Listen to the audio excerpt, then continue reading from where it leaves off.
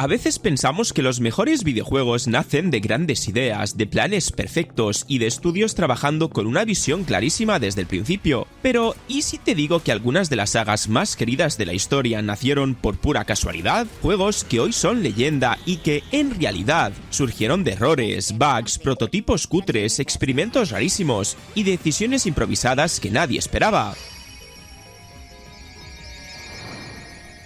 Y Kingdom Hearts es el ejemplo perfecto. Todo empieza en los 90 cuando Square era básicamente la empresa de Final Fantasy y Disney Japón compartía edificio con ellos. No había planes de colaboración, no había reunión oficial, simplemente compartían ascensor. Literal. Un día, un productor de Square coincidió con un directivo de Disney en el ascensor y se pusieron a charlar. Nada épico, nada de mesa de conferencias, nada de pitch espectacular. Solo dos tíos hablando de hacer algo juntos, algún día. Y ese algún día se convirtió en una bola de nieve que nadie esperaba. La idea original era muy básica, un juego de acción que enganchara al público infantil igual que un Mario 64. Pero claro, si trabajas puerta con Disney, pues se te ocurre meter a Mickey y compañía. ¿Problema? Que Disney no iba a dejar en manos de cualquiera a sus personajes más tochos. Ahí es donde entra Nomura, que hasta ese momento era el chico que hace los personajes en Final Fantasy y de repente le sueltan: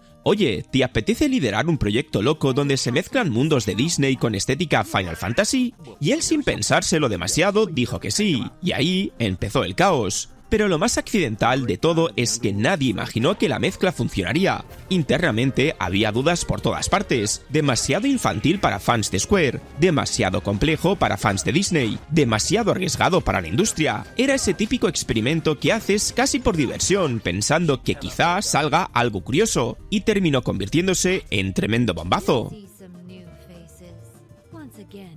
Y algo parecido pasa con Catherine, aunque hoy lo recordamos como ese juego rarísimo, provocador y completamente diferente a lo que hacía Altus. Su creación fue casi un desliz creativo, una especie de oye, ¿y si probamos algo mientras preparamos lo importante? Y lo importante, obviamente, era Persona 5. El equipo principal estaba metidísimo en el nuevo JRPG, pero los desarrolladores más veteranos de Altus tenían un problema. La compañía no quería tenerlos cruzados de brazos mientras llegaban los recursos.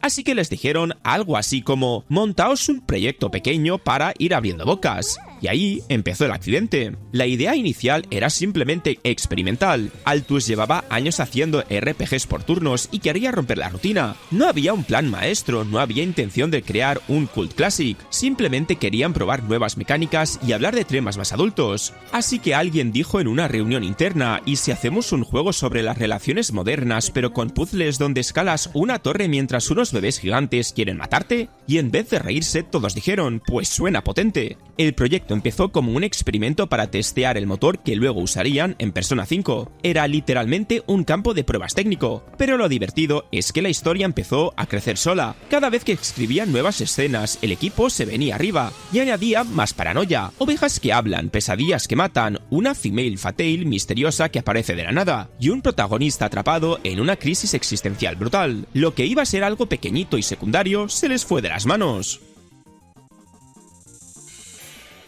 Y todo esto pasó con Super Smash Bros., que empezó como un prototipo sin caras, sin identidad y sin nada de Nintendo. Era simplemente un prototipo cutre llamado Dragon King The Fighting Game, que Masahiro Sakurai estaba montando junto a Itawa en ratos muertos, como quien trastea con un motor gráfico para ver qué pasa. Sin historia, sin personajes conocidos, sin ilusión de grandeza. Solo 4 personajes y dándose golpes en plataformas flotantes. Sakurai quería crear un juego de lucha distinto, porque estaba cansado de que todo imitara a Street Fighter. Así que mientras probaban el prototipo, alguien soltó esa idea que parece broma. ¿Y si usamos personajes de Nintendo para que la gente lo juegue? Era una frase de esas que sueltas sin pensar demasiado, imaginando que te van a decir que ni de coña te dejan usar a Mario para un experimento. Pero Iwata, que era un absoluto crack, dijo: hazlo, sin permisos, sin reuniones, sin pedirlo oficialmente. hazlo y ya veremos. Cuando Sakurai metió a Mario, Pikachu, Link y Kirby encima de esas plataformas, la magia apareció sola. El experimento cobró vida instantáneamente. Era absurdo, era caótico, era algo que jamás habría pasado si hubieran seguido el camino corporativo típico de Nintendo. Y cuando enseñaron el prototipo a Nintendo de manera oficial, muchos pensaban que dirían: ¿qué hacéis poniendo a nuestras mascotas a pegarse? Pero pasó lo contrario, el juego tenía algo que solo surge cuando un proyecto nace sin reglas. Fue un juguete interno para probar físicas 3D y que al meter personajes famosos casi en broma, explotó en magia instantánea.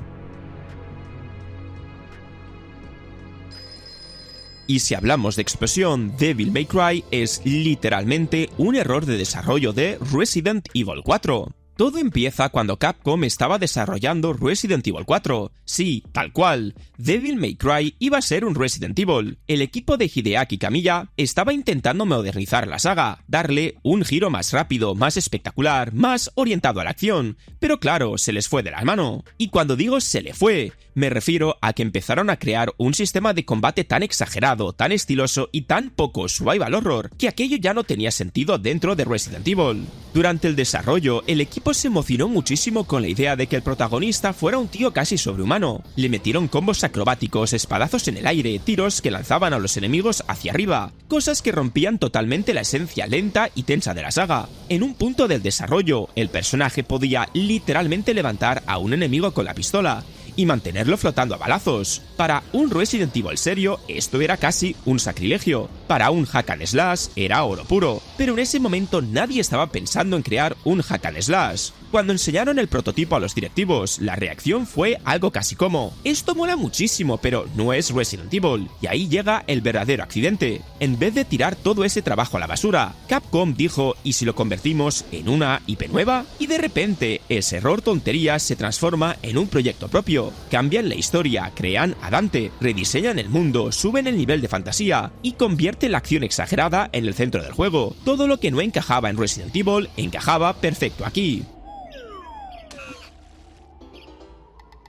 Igual le pasó a Banjo-Kazooie, que nació de un juego fallido. Rare llevaba tiempo intentando crear un juego de acción-aventura para Nintendo 64 llamado Dream, una historia mucho más seria protagonizada por un niño con espada, algo rollo fantasía clásica. La idea sonaba bien sobre el papel, pero en la práctica no había manera de que funcionara. Cuanto más avanzaban, más claro veían que no tenía alma, que no era divertido, y que estaba a años luz del nivel de magia Rare que tenían juegos como Donkey Kong Country. Así que el estudio estaba en crisis creativa, probando mil cosas sin rumbo. Y ahí, en medio del caos, ocurre el accidente. Uno de los desarrolladores mete por pura prueba un personaje secundario de un oso llamado Banjo en una demo interna. Nada serio. Solo un personaje simpático para rellenar, y de repente el equipo dice: oye, este oso tiene rollo, ¿eh? Lo que era un NPC de relleno empezó a llamar la atención más que el protagonista real del proyecto. Fue como un momento tan accidental que ni siquiera sabían qué hacer con él al principio, solo sabían que tenía más personalidad que todo el juego en el que estaban trabajando. Poco a poco, Dream se fue desmontando y pieza a pieza, Rare empezó a reutilizar ideas, mecánicas y escenarios, pero ahora alrededor de Banjo. Y claro, si tienes un oso necesitas contraste. Entonces alguien propone meter a un pájaro gruñón que viva dentro de su mochila para añadir humor. Y ¡boom! La química apareció como un feliz accidente creativo. Lo que iba a ser un juego épico serio se convirtió en un plataformas descarado, colorido y lleno de personalidad. Rare no planeó eso, simplemente siguió lo que funcionaba. Y con BioShock pasó igual. Empezó como un shooter genérico con laboratorios cutres y por casualidades del desarrollo apareció la idea de Rapture, las Little Sisters y toda la filosofía que lo define. La idea original de Ken Levine era hacer un juego de acción sobre laboratorios científicos con bichos mutantes. Sí, algo mucho más normalito y mil veces menos legendario. El típico prototipo que cualquier estudio hace para rellenar huecos mientras decide a dónde va realmente. Y ahí empieza el accidente. El equipo llevaba meses intentando encontrar una identidad y no daban con nada. Las mecánicas funcionaban, los poderes estaban divertidos, pero todo parecía soso, sin alma, del montón. Un día, casi por casualidad, Levine empieza a obsesionarse con la idea de una sociedad utópica que fracasa por culpa de sus propios ideales, y le explota en la cabeza. ¿Y si hacemos un shooter donde el escenario sea el protagonista? Dicho así, parece obvio, pero en ese momento fue un giro improvisado, casi desesperado, para salvar un proyecto que no iba a ninguna parte. La chispa gorda llega cuando alguien en el equipo sugiere que el juego podría ambientarse bajo el mar. Esto no venía de un plan maestro, fue literalmente un comentario random del tipo, ¿y si lo metemos bajo el agua quedaría distinto? Y quien dijo, espera, eso puede funcionar. De golpe, todo encajó.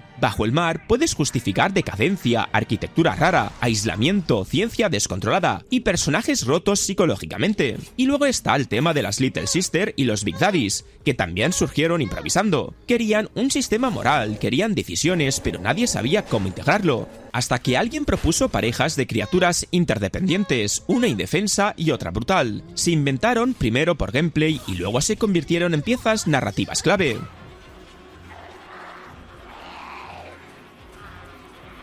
Y Zombie U empezó siendo un shooter de aliens zorras y terminó siendo un survival horror serio gracias a un giro improvisado. Al principio, el proyecto ni siquiera se llamaba Zombie U, era Killer Freaks from Outer Space, un shooter con marcianitos chungos y un tono casi de serie B, pensado sobre todo para señalar lo guay que era el mando de Wii U. Y la idea era hacer algo vistoso para enseñar la consola, enemigos raros, disparos rápidos, mucha luz, mucho color, muy videojuego arcade sin comerse mucho la cabeza. El gamepad era la estrella, no la ambientación, ni el tono, ni la experiencia de terror. Vamos, que parecía más una demo técnica que un juego pensado para marcar. Pero claro, cuanto más avanzaban, más se daban cuenta de lo que los aliens no tiraban nada. No daban miedo, no encajaban con el tipo de mecánicas que empezaron a probar, y tampoco pegaba con el rollo de mirar al mando para gestionar recursos, escanear, cambiar armas, mientras en la tele te vienen enemigos por todos lados. En vez de sentir tensión, se sentía raro, y ahí llega el accidente creativo. Empiezan a plantearse cambiar de temática para que el uso del gamepad tenga sentido. ¿Y es más tenso que apartar la vista de la pantalla mientras algo puede morderte por detrás? ¡Exacto! ¡Zombies! Cambian aliens por infectados. Meten un Londres apocalíptico, bajan el tono gamberro y suben el terror sucio y agobiante. Y en ese cambio, lo que iba a ser un shooter chorra para estrenar la consola, se convierte en una especie de survival horror super arriesgado, con permadez, supervivencia dura y un enfoque casi hardcore, que casi nadie esperaba de un lanzamiento de Wii U.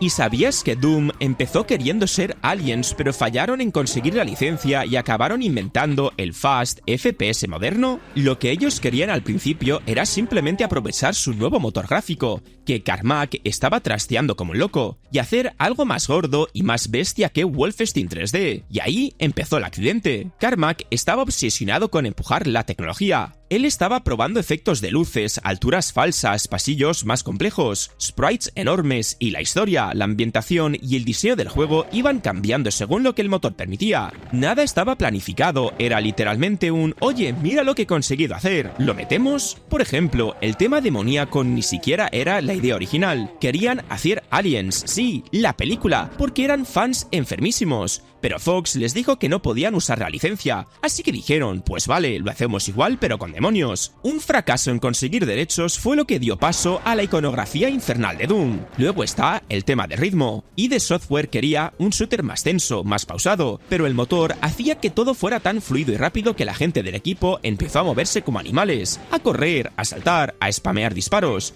y dijeron, espera, ¿y si el juego es así? ¿Y si el ritmo es esta locura que acaba de surgir sin querer? No tenían ni idea de que estaban inventando la base del Fast FPS, solo estaban dejando que el motor definiera cómo debía jugarse. Incluso la brutalidad nació por accidente. Las animaciones exageradas, los sonidos explosivos, la sangre pixelada a saco, eran porque era más fácil y más inmediato de hacer que por ser algo más realista. Pero gustó tanto en el estudio que decidieron convertir esa exageración en el sello del juego. Y a todo esto, Tekken nació porque Namco estaba probando modelos 3D sin saber qué hacer con ellos, y ahora es un pilar de la lucha.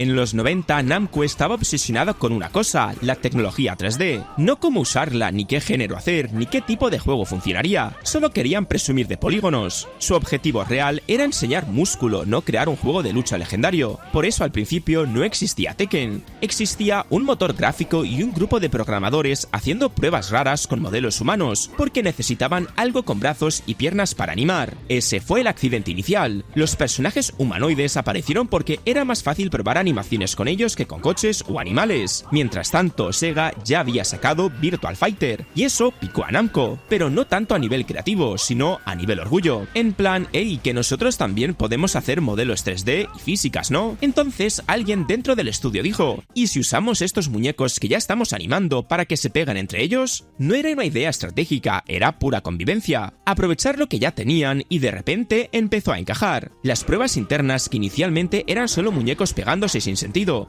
empezaron a divertirse más de la cuenta. Introdujeron golpes independientes para brazos y piernas, no porque lo hubieran pensado como mecánica profunda, sino porque el motor le resultaba más fácil asignar cada extremidad a un botón. Lo que hoy es el sello de Tekken nació por pereza técnica. ¡Maravilloso! Y GTA 1, bueno, GTA 1 nació de un bug, un error, un fallo que era más divertido que el juego original. DMA Design, lo que luego sería Rockstar North, estaban trabajando en un juego completamente distinto llamado Race and Cheese. Y no tenía nada que ver con ser un criminal ni atropellar gente ni causar caos. Era un juego de coches visto desde arriba, muy normalito, donde podías ser policía o ladrón. Y la idea original era algo mucho más serio y aburrido que el GTA que conocemos. El proyecto iba regulín, no tenía gancho, no era especialmente divertido, y el equipo estaba bastante frustrado, y ahí llega el accidente que lo cambió todo. Durante las pruebas apareció un bug que hacía que los coches controlados por la IA se volvieran locos y atacaran al jugador sin control, chocando con una agresividad brutal. En vez de arreglarlo al momento, alguien del equipo dijo, oye, esto es mucho más divertido que el juego que estamos haciendo. Y tenían toda la razón. De repente, el juego tenía vida, caos, personalidad. Ese bug hizo que el equipo pensara, ¿y si en vez de un juego de persecuciones plano hacemos algo más gamberro? Poco a poco, Race and Cheese empezó a mutar hacia lo que sería GTA. Añadieron crímenes, misiones, libertad total, atropellos, fugas. No porque estuviera planeado, sino porque la parte divertida del juego estaba en romper las reglas y provocar lío. Fue un proceso súper orgánico y cero corporativo. Básicamente siguieron lo que daba risa. Incluso la vista cenital fue un accidente. Querían poner cámara más baja, más vistosa, pero el hardware no podía con tanta ciudad y tanto vehículo, así que decidieron dejar la cámara desde arriba, y terminó convirtiéndose en parte de la identidad del juego. Y al final, lo que queda claro es que la historia del videojuego está llena de accidentes que cambiaron el mundo. Y si te ha gustado el vídeo, deja un buen like, comenta cuál te ha sorprendido más, y dime si quieres una segunda parte con casos más locos. Y ya sabes, suscríbete para no perderte ni un solo vídeo. Dicho esto, nos vemos en el próximo vídeo.